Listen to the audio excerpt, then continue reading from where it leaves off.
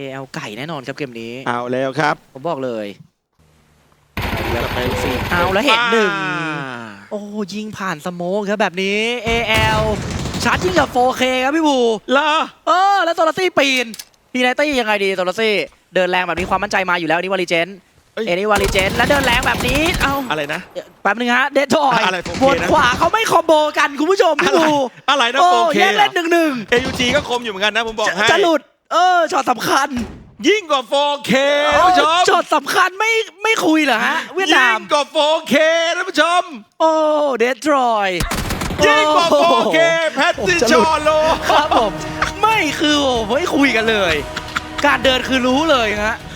ไปถวายเฉยเลย ใช่ครับพี่บูช็อตสำคัญครับ 4K เหลือ 480p